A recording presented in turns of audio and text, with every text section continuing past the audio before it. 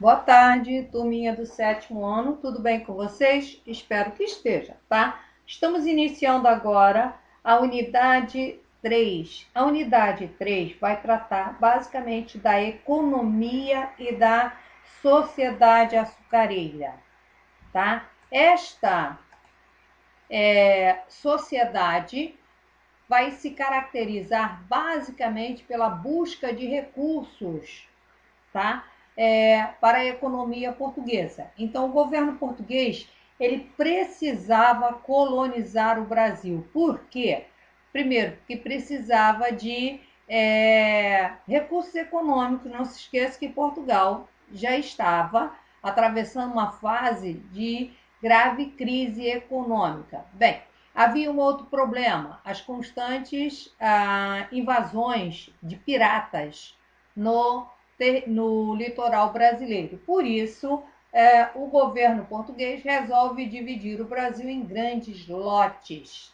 E aí nós vamos chamar esses lotes de capitanias hereditárias. Só que tem alguns probleminhas. As capitanias hereditárias elas vão apresentar alguns problemas devido aos ataques constantes de piratas e índios. A coroa resolve fiscalizar isso e, para isso, envia para cá Tomé de Souza, que passa a ser o primeiro governador geral. Com ele vieram também os padres jesuítas, tá? Eles vão ter uma função bastante importante e com o governador geral nós vamos ter também importantes auxiliares, como ouvidor-mor, encarregado da justiça, provedor-mor, encarregado das finanças, e o capitão-mor, que vai ser o encarregado da defesa do litoral. Bem, nós vamos verificar que, apesar disso tudo, os ataques de piratas continuam acontecendo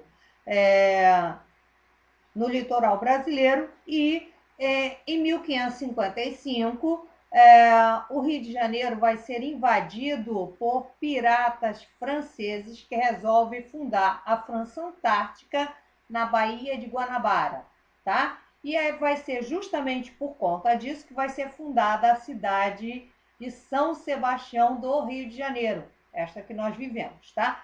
Então nós vamos ver que os portugueses vão contar com o apoio de alguns índios e os franceses vão contar com o apoio dos tamoios. Os tamoios são as tribos indígenas que ficam do outro lado da Bahia, mais precisamente Niterói, tá?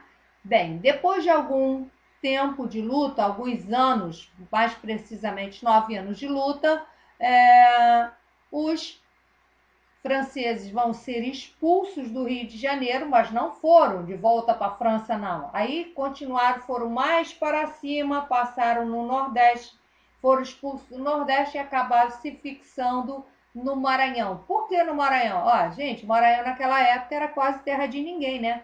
Longe a beça, e por aí eles ficaram um bom tempo até que eles fundaram a capital do Maranhão, que é São Luís, em homenagem ao rei da França. E os portugueses, quando perceberam que a coisa estava ficando ruim lá em cima, enviaram uma expedição e aí os franceses foram expulsos definitivamente do Brasil e foram em direção mais para o norte, fundando as Guianas francesas, tá? E ali se fixaram. Olha só, eles queriam se apossar do Brasil porque havia uma lei da época que dizia que o povo que conseguisse permanecer no mínimo por 50 anos não poderia mais ser expulso. Era por isso que holandeses, franceses tentaram se fixar no Brasil, tá? Vamos ver como era a economia do período. Nós vimos que Portugal precisava de dinheiro, funda as capitanias hereditárias para o cultivo da cana-de-açúcar, que era o que estava dando dinheiro na Europa. Mas as capitanias hereditárias não deram muito certo, só duas prosperaram e As que prosperaram foi justamente as que se dedicaram à cana-de-açúcar. E aí nós vamos ver que no Nordeste, mais precisamente em Pernambuco, se formam os engenhos. O que eram os engenhos? Era uma propriedade destinada à produção, o plantio da cana e a produção do açúcar. As principais instalações do engenho eram a Casa Grande, tá? A senzala, a capela e a Casa do Engenho. Ó, moçada, a Casa do Engenho, onde o açúcar, a cana era moída, fervida e transformada em grandes pães de açúcar, daí o nome deste morro do Rio de Janeiro, que se parecia muito com a rapadura que ia para a Europa, que ia virar açúcar na Europa, e aí nós vamos ver que, por conta disso, nós vamos ter também holandeses no Brasil. Vejam bem por que isso. A ocupação holandesa no Nordeste ela vai ocorrer durante a União Ibérica. Nós já vimos isso. A União Ibérica foi quando Portugal e a Espanha viram um reino só. O rei de Portugal, Dom Sebastião, morreu, não deixou herdeiros, era muito jovem. O trono passa para o tio dele, que era muito velho, que morreu também. E aí, quem vai tomar Portugal vai ser o primo de Dom Sebastião, que é Filipe II da Espanha. Ele invade e conquista Portugal. E aí, só que tem um problema. Filipe II da Espanha tinha inimigos bem poderosos e esses inimigos eram os holandeses, que eram também, pertenciam à Espanha, mas estavam num processo de independência da Espanha. Ora, no momento que Portugal e a Espanha tornam-se um reino só, os holandeses resolvem invadir as colônias portuguesas, tá? Tanto na América, no caso Brasil, quanto na África. O objetivo disso, prejudicar os espanhóis e, logicamente, tirar vantagem disso, né? Lógico. Nós vamos verificar que houve duas tentativas de invasão na Bahia, sem sucesso, e aí os holandeses mudaram o foco e partiram direto para Pernambuco. E aí se deram bem a beça e vão se fixar lá. Bem, aí nós vamos verificar que quando eles se fixaram em Pernambuco, eles nomearam para governador da Nova Amsterdã, que vai ser justamente Recife, o holandês Maurício de Nassau. Primeiro momento, ele fecha logo um acordo com os senhores de engenho e libera dinheiro para todo mundo. Ora, aí os senhores de engenho tornam-se parceiros comerciais dos holandeses e está tudo muito bem. Só que com o final da União Ibérica, começam as pressões também. Agora o governo português está restabelecido e pretende retomar os seus negócios. Os holandeses não querem, logicamente, largar o negócio lucrativo. E aí começam as pressões.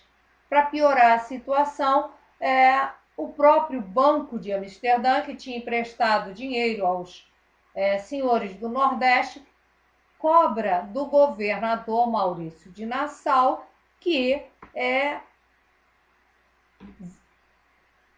faça com que os empréstimos que foram concedidos sejam pagos.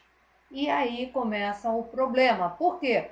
Os fazendeiros ou os donos de engenho não tinham como pagar a dívida, a pressão começa.